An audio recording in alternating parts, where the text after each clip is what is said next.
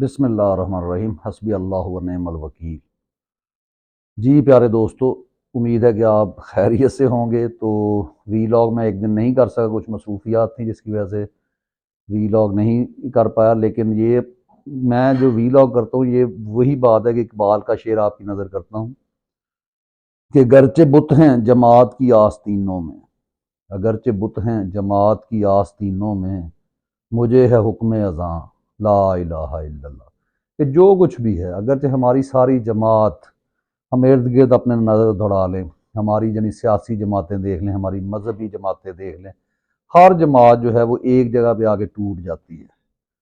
یعنی کس جگہ پہ ٹوٹتی ہے آپ سب کو پتہ ہے کہ جب طاقتور، جیسے حبیب جالب نے کہا نا کہ ڈرتے ہیں بندوقوں والے ایک نہتی لڑکی سے، وہ تو انہوں نے خیر بے نظیر کے لیے یعنی شعر کہا تھا، لیکن یہ جو لوگ ہیں نا، ڈرتے ہیں بندوقوں والے اپنے نہتے لوگوں سے، یہ اپنے نہتے لوگوں سے خوف زدہ ہے صرف جن کو شعور آ چکا ہے۔ جیسے عمران خان صاحب نے کہا تھا نا کہ شعور کا جن بوتل سے باہر آ گیا، اب یہ واپس جانے والا نہیں، اور یہ نہیں جانے والا۔ یہ قوم قاضی عیسیٰ صاحب جو جسٹس ہیں ان کو مسترد کر چکی، عاصم منیر صاحب کو مسترد کر چکی ہے، یہ ہر اس چیز کو مسترد کر چکی، ہر اس ادارے کو مسترد کر چکی ہے جو سر عام ننگا ہو گیا ہے۔ نظام مکمل طور پہ ننگا ہو گیا۔ کیا تھی کل جو پروسیڈنگ چل رہی تھی عدالت عظمیٰ میں، عدالت عالیہ نہ کہا کریں، بالکل نہیں کہنا چاہیے، ان کے کوئی اور نام جو ہے وہ تجویز کر رکھے ہیں لوگوں نے، برٹش نے وہ نام ان کے لیے نکالا ہے، امریکن اخبارات میں چھپا ہے، بچز آف دا رچز۔ تو یہ بھی ہے۔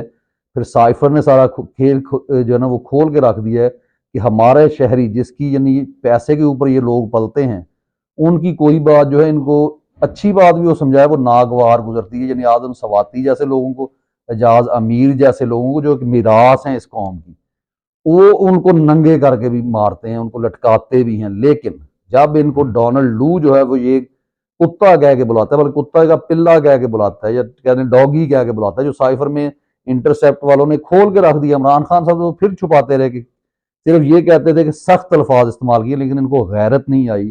ان لوگوں نے اسی مرد مجاہد کو، جس نے ان کو بتا دیا تھا کہ ڈونلڈ لو تو کیا، ڈونلڈ ٹرمپ بھی ان کا کچھ نہیں بگاڑ سکتا اگر آپ مقروض بھی ہوں، لیکن آپ کے اندر غیرت موجود ہو اور اس کو پتہ ہو کہ یہ بندہ جو ہے بات جو ہے ایمانداری کے اوپر کرے گا۔ تو آج وہ پابند و سلاسل ہے، کس لیے؟ اپنے لیے نہیں ہے، وہ اس قوم کی آزادی کے لیے پابند و سلاسل ہے۔ اور جیسے اس نے کہا تھا کہ تم جنگ ہار چکے، جنگ ہار چکے ہیں۔ ہاں، اب آپ نے کیا کرنا ہے، بس مایوس نہیں ہونا۔ جب مایوس ہو جائیں گے، اور دوسرا اس بھی سے نہیں ڈرنا کہ یہ مجھے مار دیں گے۔ کل انہوں نے بیرسٹر گوہر صاحب کے گھر پر جنہوں نے حملہ کیا، ان کی بیوی کو، وہ بھی بیوی ہے، وہ بھی ہماری ہی بہنیں ہیں، ہماری مائیں ہیں، ہماری بیٹیاں ہیں۔ اپنی ماؤں بہنوں بیٹیوں کو اگر ہم یہ سمجھ لیں کہ ہماری عزت بچ جائے گی، تو ایسا نہیں ہوتا۔ آگ جب لگتی ہے شہر میں تو وہ اگر وہاں پہ بڑے بڑے گھر ہوں گے وہ بھی آئیں گے اس کی زد میں۔ یہ چھوڑ دیں کہ چھپ کے ہم جی اپنے آپ کو شاید ان کے مطابق ڈھالتے چلے جائیں گے، ہم منہ سے لفظ نہیں نکالیں گے، ہم ویڈیو شیئر کرتے ہوئے ڈریں گے۔ اگر جی آپ آواز تو بنیں اس کے بارے میں، تو آپ یوں سمجھ لیں کہ چے گویرا نے جو بات کی تھی کہ اگر آپ کو پہلے تو خود بولنا چاہیے آزادی کے لیے، لوگوں کے حقوق کے لیے۔ اگر آپ بول نہیں سکتے تو آپ کسی کی آواز بنیں۔ اگر آواز بھی نہیں بن سکتے تو دل میں کام، وہی اسلام والی بات جو ہے، اصل تو اسلام سے یہ ساری چیزیں سیکھی گئی ہیں۔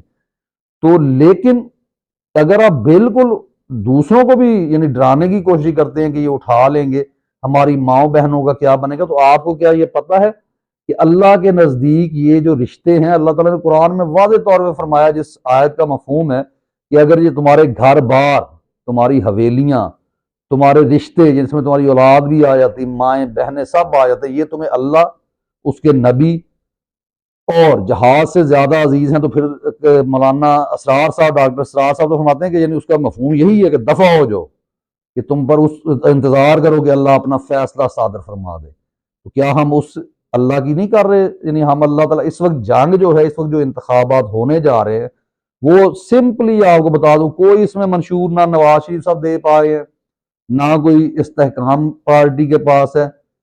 صرف اور صرف اگر کوئی منشور ہے تو وہ صرف ایک نعرہ ہے عمران خان کا، جس میں ہمیں نہ اپنے آپ کو سوچنا کہ ہم کل تک پی ایم ایل این کے ساتھ تھے، اس کے ساتھ ہے۔ آپ نے کرنٹ سینیریو کو دیکھنا ہے کہ جس کے خلاف آج تک یہ ہم سے نعرے بازی کرواتے رہے کہ امریکہ کا جو یار ہے غدار ہے، اور آخر میں کون اس کا یار نکلا؟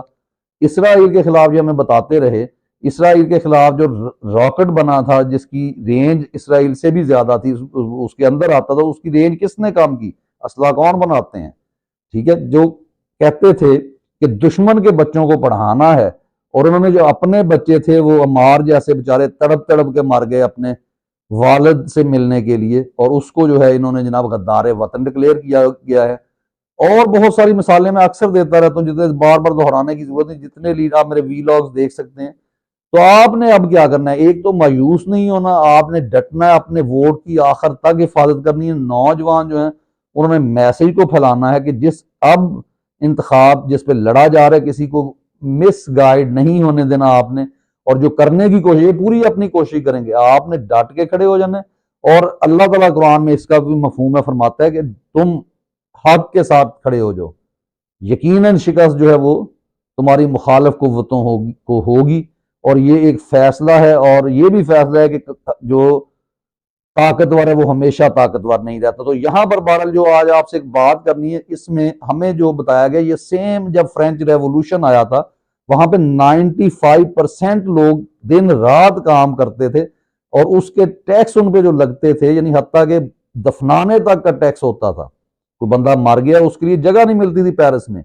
اور عیاشی کون کرتے تھے؟ یعنی 3 طبقات تھے جن کے مطابق جو ہے پیرس کہہ لیں یا آپ کہہ لیں فرینچ واز دا پیراڈائز آن ارتھ۔ وہ کون سے 3 لوگ تھے؟ مذہبی، ان کے عیسائی جو کیتھولک پادری تھے، اس میں ان کے بادشاہ، اور ان کے جو بیوروکریٹس جس میں آرمی اور آفیسرز آتے تھے، یہ یعنی ان کے لیے، اور وہ ٹیکسوں سے، اور ٹوٹل وہ 5% لوگوں کا کھانا پورا کر پاتے تھے۔ اور وہاں پر بھی مذہبی لوگ یہی کہتے تھے کہ چیریٹی کرو، چیریٹی دی جائے۔ تو آپ کو بھی انہوں نے گمراہ کیا ہوا ہے۔ آپ سمپلی اب آپ نے جہاں شعور اتنا آ گیا تو کچھ چیزوں کے اوپر غور کریں کہ آپ نے ایک تو میں نے پہلے آپ سے بات کی تھی، وہ بلکہ میں دکھا بھی دوں گا آپ کو، کہ لوگوں نے بینکوں میں جو پیسے چھوڑ دیتے تھے کہ یہ حکومت کے کام ہے عمران خان کے دور میں کہ ہم جی پرنٹ نہیں لیں گے، کیونکہ لوگوں کو پتا ہوتا ہے کہ میرے کتنے پیسے ہیں۔